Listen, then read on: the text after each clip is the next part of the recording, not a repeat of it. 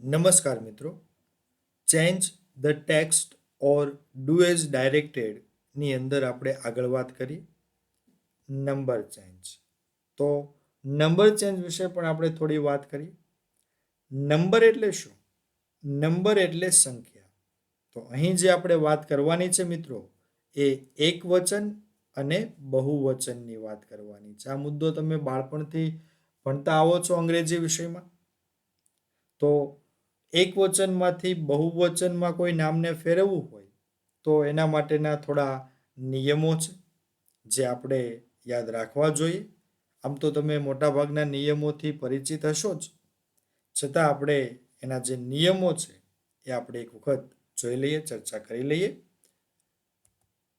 પહેલો નિયમ: સામાન્ય રીતે નામના એક વચનને એસ જોડવાથી નામનું બહુવચન થાય છે. આ એક સામાન્ય નિયમ છે મિત્રો, કે કોઈ પણ એક વચન નામ હોય એને તમે એસ જોડી દો તો એ નામનું બહુવચન થઈ જતું હોય છે.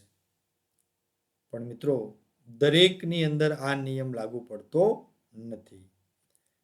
દાખલા તરીકે બોય, તો એમાં એસ જોડી દો એટલે એનું બહુવચન થઈ ગયું. કેટ, એમાં એસ જોડી દો એટલે બહુવચન થઈ ગયું. ગર્લ, એસ જોડી દો. પણ કેટલાક એવા નિયમો છે, કેટલાક એવા શબ્દો છે જેના અંદર આ સરળ નિયમ એસ જોડવાનો એ કામ કરતો નથી. તો જોઈએ એવા બાકીના નિયમો. બીજો નિયમ: જો કોઈ નામનો છેલ્લો અક્ષર, કોઈ પણ નામ હોય, નામ એટલે કોઈ નાઉન, સંજ્ઞા, એનો છેલ્લો અક્ષર ઓ, CH, SH, S, X કે Z હોય, ખાસ મિત્રો યાદ રાખજો, ઓ, CH, SH, S, X કે Z હોય અને એનું બહુવચન કરવું છે તો ES જોડવું પડે. એ નામના અંતે આપણે શું લગાડવાનું? ES જોડવાથી એ નામનું બહુવચન થાય છે. દાખલા તરીકે બસ, એક વચન નામ છે બસ, BUS, એનું બહુવચન કરવું છે તો બસીસ. ટેક્સ, તો ટેક્સીસ. કારણ કે તમે જોઈ શકો છો બસમાં લાસ્ટમાં એસ આવે છે, ટેક્સમાં એક્સ આવે છે. પોટેટો, તો પોટેટોસ, ટોમેટોસ, મેંગોઝ. તો આવા બધા જે શબ્દો છે એના અંદર આપણે બહુવચનમાં ES પ્રત્યય લગાડવાનો હોય છે. પણ મિત્રો, આના અંદરના અમુક અપવાદરૂપ શબ્દો છે જે તમારે યાદ રાખવા ખૂબ જરૂરી છે. જેમ કે ફોટો, તો ફોટો છે એનું બહુવચન થશે ફોટોસ. ઘણી બધી કોમ્પિટિટિવ એક્ઝામની અંદર આ શબ્દ, આ વર્ડ ઘણી વખત પૂછવામાં આવ્યો છે કે what is the plural form of photo.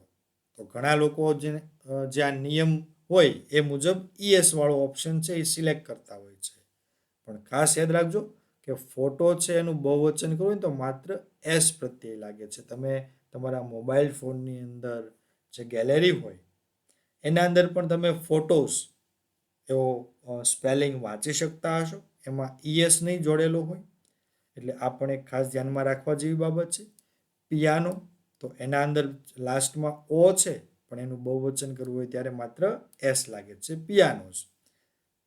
કોઈ પણ મ્યુઝિકલ ઇન્સ્ટ્રુમેન્ટ કે જેમાં છેલ્લે ઓ આવતો હોય એનું બહુવચન કરો ત્યારે માત્ર એસ લગાડવો પડે છે, તો જ એનું બહુવચન થાય છે. ES લગાડવાથી એ ખોટું પડે. ત્યારબાદ હેલો.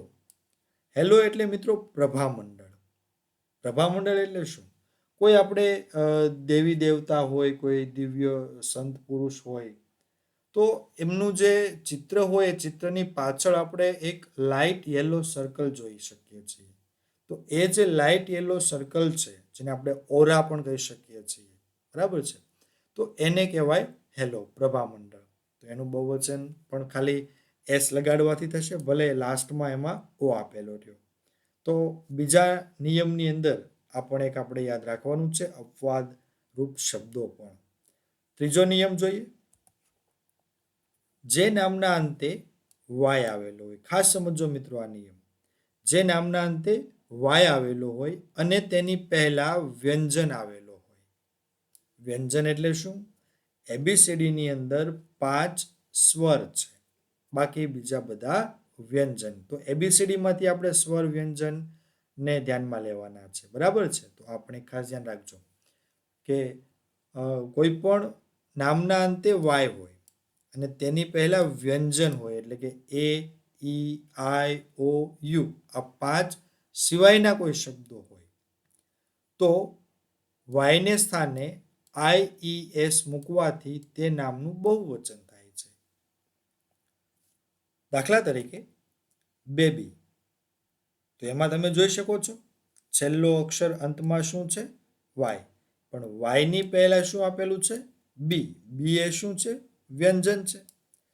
તો એનું બહુવચન કરવું છે તો આ વાયના સ્થાને, એટલે કે વાય દૂર કરી નાખવાનું અને એની જગ્યાએ શું મૂકવાનું? IES. બેબીનું બહુવચન થશે બેબીઝ.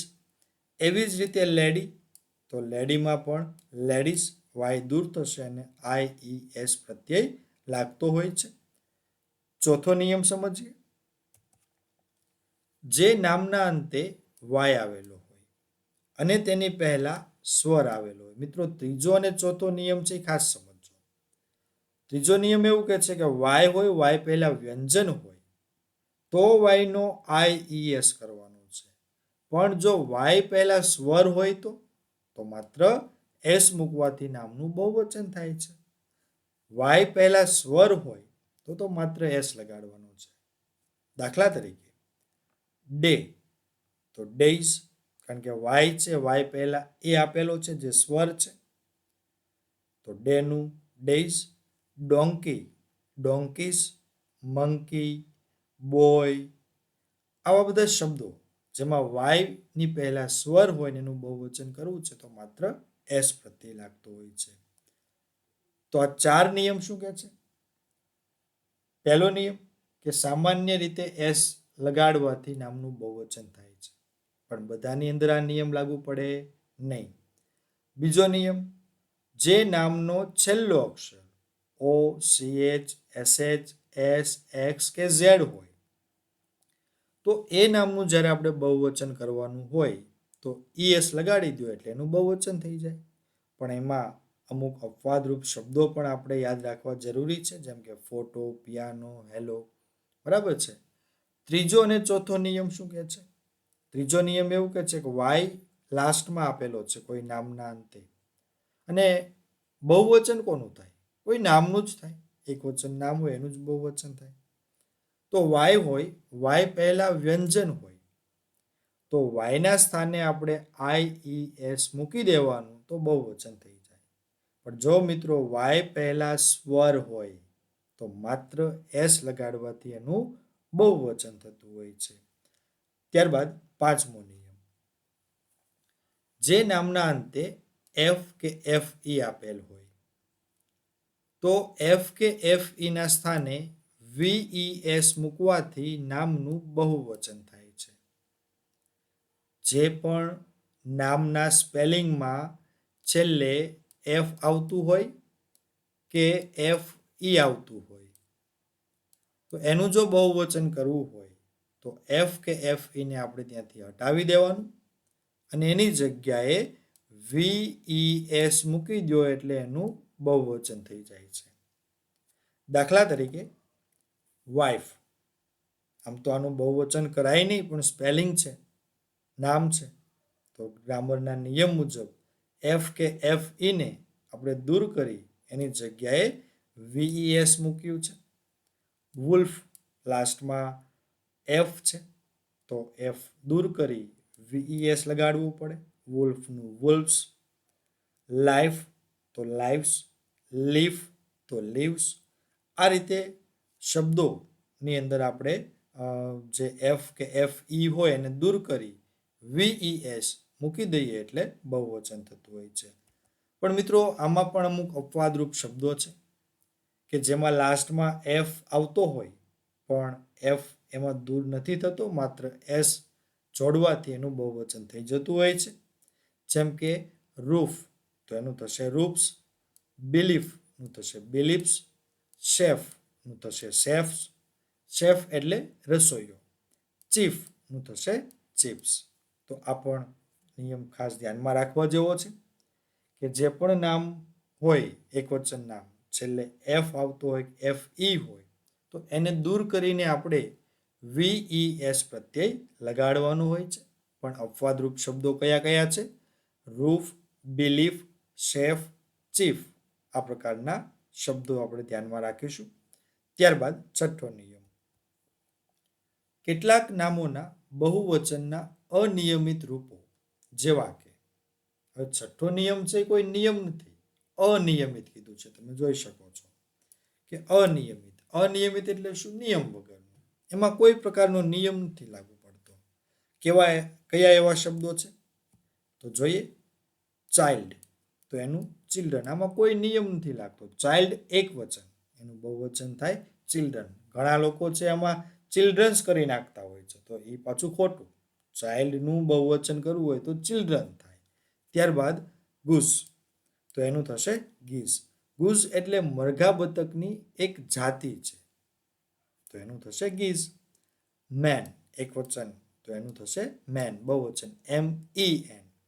વુમન, તો એનું વુમન. બીજી એક બાબત મિત્રો, કે જે પણ નામમાં લાસ્ટમાં MAN આવતું હોય, જેમ કે પોસ્ટમેન, બિઝનેસમેન, બેટ્સમેન, તો એ મેન એક વચનમાં MAN હોય અને એનું બહુવચન કરવું હોય તો હંમેશા યાદ રાખજો કે MEN જ થશે. આ એક નિયમ ખાસ ધ્યાન રાખજો. વુમન છે તો વુમેન, ટૂથ, ટીથ, ફૂટ, ફીટ, માઉસ, માઇસ, આ શબ્દ ખાસ યાદ રાખજો. માઉસ એક વચન અને એનું બહુવચન થાય માઇસ. કારણ તમારે બીજું યુનિટ છે અનફોરગોટેબલ વોલ્ટ ડિઝની, તો એના અંદર માઉસ જે છે મિકી માઉસ, બરાબર, એને રિલેટેડ કદાચ બોર્ડમાં પૂછાઈ શકે. તો માઉસ એક વચન, એનું બહુવચન થાય માઇસ. પર્સનનું પીપલ, પર્સન્સ પણ તમે લખી શકો છો. તો આ છઠ્ઠો નિયમ અનિયમિત છે, એના અંદર કોઈ નિયમ લાગુ પડતો નથી. સાતમો નિયમ સમજીએ. કેટલાક નામના એક વચન અને બહુવચન એક સરખા જ રહે છે. એક વચનમાં પણ એ જ સ્પેલિંગ, બહુવચનમાં પણ એ જ સ્પેલિંગ. તો આપણને ખબર કેમ પડે કે આ એક વચન છે કે બહુવચન છે? વિચારો જોઈ. ખબર એવી રીતે પડે ક્રિયાપદના આધારે. દાખલા તરીકે જે અહીંયા શબ્દો આપ્યા છે, શીપ એક વચનનું બહુવચન શીપ, સિરીઝનું સિરીઝ, સ્પેસીસનું સ્પેસીસ, ડિયરનું ડિયર, ફિશનું ફિશ, ફિશિસ પણ વેલિડ છે. તો ખબર કેમ પડે તમને કે અહીંયા એક શીપ છે કે વધારે શીપ છે? ક્રિયાપદના આધારે. દાખલા તરીકે એમ આપ્યું હોય કે a sheep is grazing in the field, તો ત્યાં એક શીપની વાત છે. પણ એમ આપ્યું હોય કે sheep are grazing in the field, તો એ આર અને ઇઝ દ્વારા આપણે નક્કી કરી શકીએ. એવી રીતે વોઝ વેર છે, ક્રિયાપદને SAES છે, એ દ્વારા આપણે હેવેસ છે એ દ્વારા નક્કી કરી શકીએ ભાઈ આ એક વચનની વાત કરે છે કે બહુવચનની.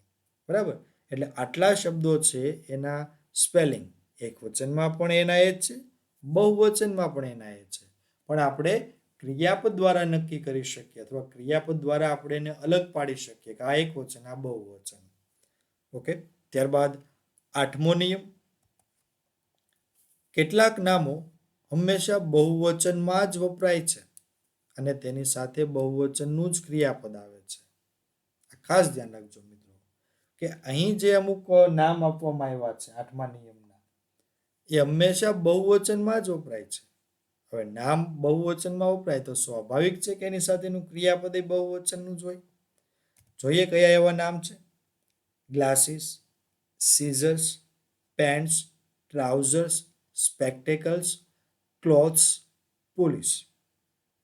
તો આ શબ્દો જે છે એ હંમેશા બહુવચન માટે જ વપરાય છે, કારણ કે મોટા ભાગના શબ્દો છે ને એ પેર સાથે હોય છે. બરાબર, એ મોટા ભાગે છે એ પેરમાં હોય છે. અને બીજો એક શબ્દ છે લાસ્ટમાં જે આપ્યું છે પોલીસ. આ શબ્દ પણ મિત્રો ઘણી વખત કોમ્પિટિટિવ એક્ઝામની અંદર પૂછાઈ ગયો છે. પોલીસ સાથે હંમેશા બહુવચનનું જ ક્રિયાપદ આવશે. Police is investigating on this case નો આવે મિત્રો, police are investigating on this case આવશે. એટલે આ પણ એક ધ્યાન રાખજો. તો મિત્રો આ 8 નિયમો સમજવા યાદ રાખવા ખૂબ જરૂરી છે. આમ તો મોટાભાગના નિયમો વિશે તમે જાણો જ છો, બરાબર. તો એક બીજી નોંધ વિશે પણ વાત કરી લઈએ કે વિશેષણ, ભાવવાચક સંજ્ઞા, દ્રવ્યવાચક સંજ્ઞા વગેરેનું બહુવચન થાય નહીં. આ ખાસ યાદ રાખજો. બ્રેવ, બ્યુટીફુલ આ બધા વિશેષણ છે, તો એનું ક્યારેય બહુવચન થતું નથી. બીજું કે ભાવવાચક સંજ્ઞા, કોઈ એવો ભાવ રજૂ કરે, એંગર, લવ, હેટ, તો એ ભાવવાચક સંજ્ઞા કહેવાય. તો એના અંદર પણ એનું બહુવચન શક્ય નથી. દ્રવ્યવાચક, વોટર, મિલ્ક આ બધું દ્રવ્ય છે, તો એનું પણ ક્યારેય બહુવચન થતું નથી, હંમેશા એક વચનમાં જ આવે છે. બીજો મુદ્દો, nobody, no one, none, everyone, everybody, every, each જેવા અનિશ્ચિત સર્વનામો, એકવચન સર્વનામો હોવાથી તેની સાથે હંમેશા એકવચનનું ક્રિયાપદ આવે છે. મિત્રો આ બધા જ શબ્દો જે અહીંયા આપ્યા છે ને ખાસ ધ્યાન રાખજો. એડિટિંગની અંદર આવું વારંવાર પૂછતા હોય છે બોર્ડની અંદર. તો નોબડી ઇઝ આવશે, નોબડી આર નહીં આવે. એવી રીતે no one, none, everyone, everybody, every અને ઈચ આની સાથે હંમેશા એક વચન જ ક્રિયાપદ આવે છે, કારણ કે એક વચનના સર્વનામો છે. તો આ પણ એક ખાસ યાદ રાખવાનું છે. ઓકે, તો આ 8 નિયમો અને આ 2 મુદ્દા નોંધના એ આપણે યાદ રાખવા ખૂબ જરૂરી છે. તમને ખ્યાલ જ હશે, 8 નિયમો સમજાઈ ગયા હશે. તો હવે આપણે નંબર ચેન્જના ઉદાહરણ વિશે વાત કરીએ. પહેલું ઉદાહરણ છે, I like the cow very much. It gives me sweet milk. It is very kind and loving. I should not beat it. Start this way. I ની જગ્યાએ વી લખવાનું છે, એટલે સ્વાભાવિક છે કે એ પ્લુરલ ફોર્મમાં આપણે આખો એ જવાબ લખવાનો છે. તો જોઈએ શું થશે જવાબ.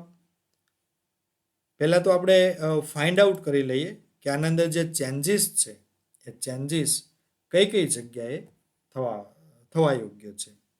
તો એક તો છે આઈમાં, પછી કાવ, ઈટ. હવે ઈટ, હિશીટ અથવા એક વચન નામ હોય તો ક્રિયાપદને એસકી યસ લાગે, પણ આપણે તો બહુવચન લખવાનું છે એટલે ગિવ્સનું મૂળ રૂપ મૂકીશું. મી,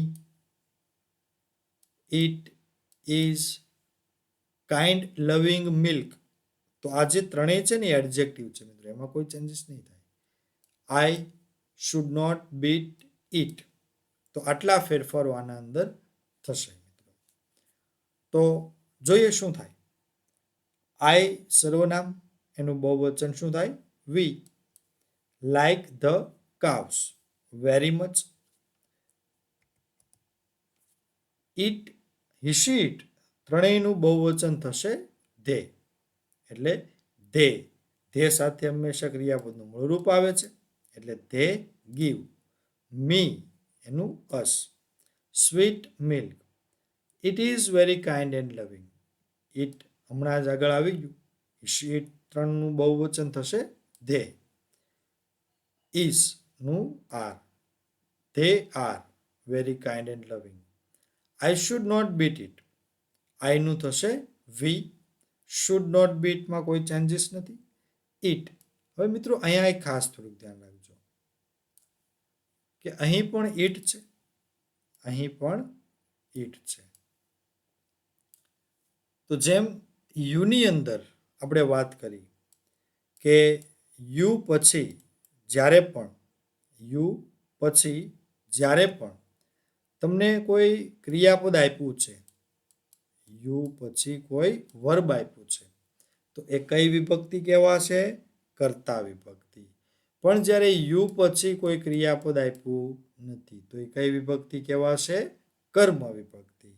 તો એ જ નિયમ ઇટને પણ લાગુ પડે છે. તમે કોષ્ટકમાં જોઈ શકો છો કે યુ અને ઇટની બંનેની કર્તા વિભક્તિ અને કર્મ વિભક્તિ એક સરખી જ છે. તો આ નિયમ ખાસ યાદ રાખજો. તો ઈટ લાસ્ટમાં જે આપ્યું છે એનું થશે ધેમ. તો આ ચેન્જીસ છે પ્લુરલ ફોર્મનું. સેકન્ડ એક્ઝામ્પલ જોઈએ. My father is very strict. He sets his own rules. He always tells me to follow the rules. I like to follow his rules. હવે સ્ટાર્ટ ધીસ વેમાં આપ્યું છે માય પેરેન્ટ્સ. મિત્રો અહીંયા જે my છે એનું બહુવચન કર્યું નથી, જુઓ તમે સૂચનામાં. એટલે આપણે શું સમજવાનું છે કે જ્યાં આગળ પ્રશ્નમાં માય, આઈ, મી, માયસેલ્ફ, ટૂંકમાં આઈની કોઈ પણ વિભક્તિ આપી છે એમાં ચેન્જીસ કરતા નથી. બાકી બીજા નામ સર્વનામ છે એમાં આપણે ચેન્જીસ જે થતા હોય એ કરવાના. અને બીજી એક વાત કે જ્યારે પણ મધર કે ફાધર આપ્યું છે અને એનું પ્લુરલ તમારે કરવાનું છે તો ખાસ યાદ રાખજો એ પેરેન્ટ્સ કરજો. ફાધર્સ કે મધર્સ ન કરતા, એ તો એક જ હોય. એટલા માટે માય, મી, આઈ જે આપ્યું છે ત્યાં આગળ આપણે એ કોઈ ચેન્જીસ નહીં થાય. તો my father is very strict એના બદલે my parents are very strict. He નું થશે બહુવચન શું થાય? ધે. ધે બહુવચન આવે એટલે સેટ્સ નું થશે સેટ. હિઝ નું ધેર. ઓન રૂલ્સ નું ઓન રૂલ્સ. હી ધે થશે. Always tells. ટેલ્સ નું ટેલ થશે કારણ કે ધે આવ્યું એટલે V1. મીમાં ચેન્જીસ કરવાનો નહીં કરવાનો. કેમ? તો કે અહીંયા જે સ્ટાર્ટ ધીસ વે ની અંદર માય આપ્યું છે તો એમને જ રાખ્યું છે એટલે એમાં કોઈ ચેન્જીસ ન થાય. એટલે મીનું me. To follow the rules. I માં ફેરફાર નહીં થાય, આમાં કોઈ ચેન્જીસ નહીં થાય. એટલે આઈ લાઈક ટુ ફોલો હિઝમાં થશે. તો આટલા ફેરફારો છે.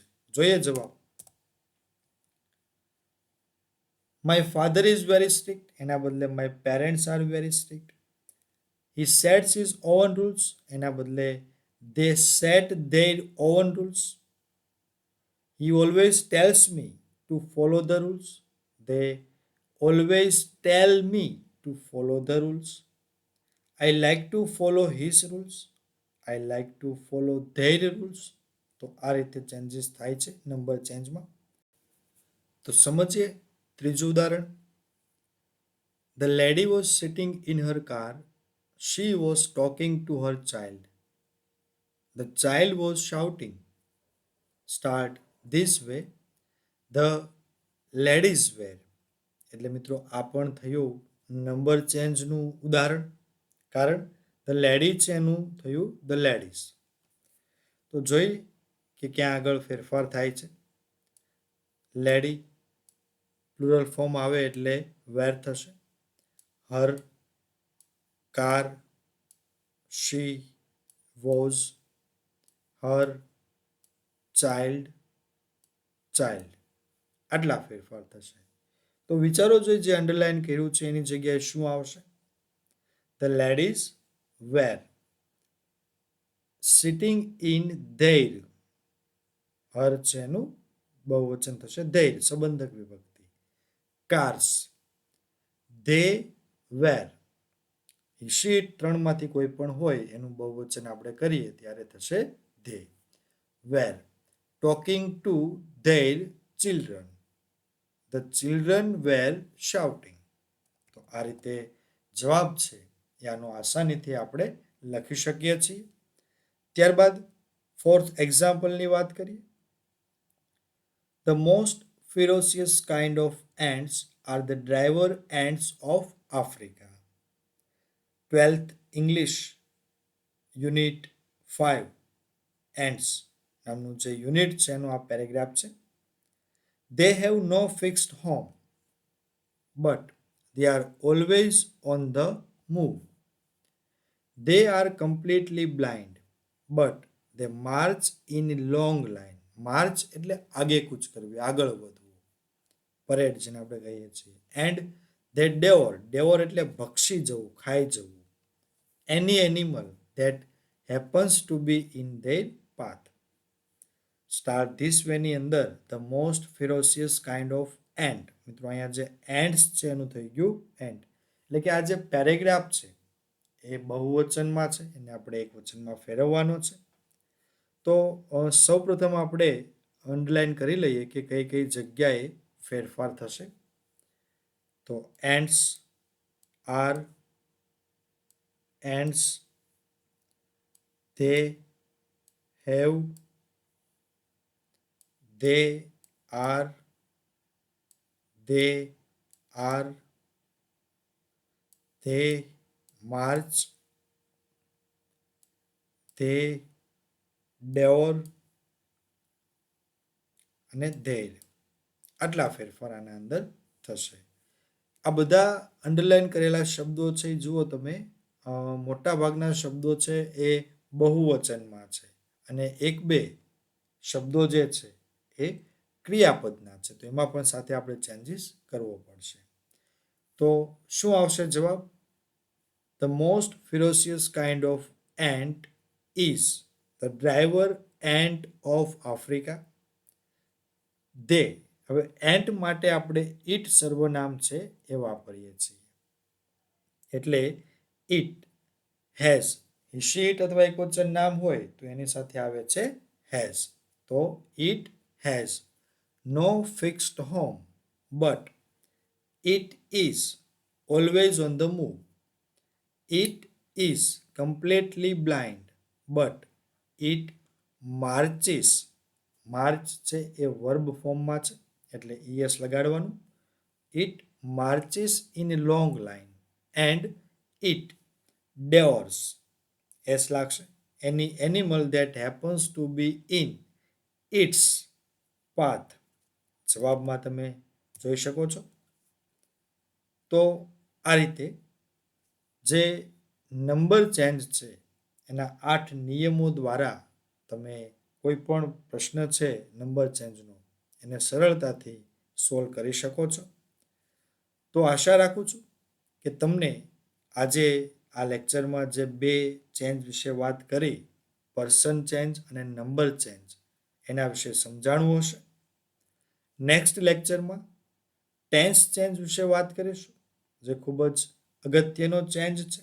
બોર્ડની અંદર એ અવારનવાર પૂછાતો હોય છે. Okay, thank you.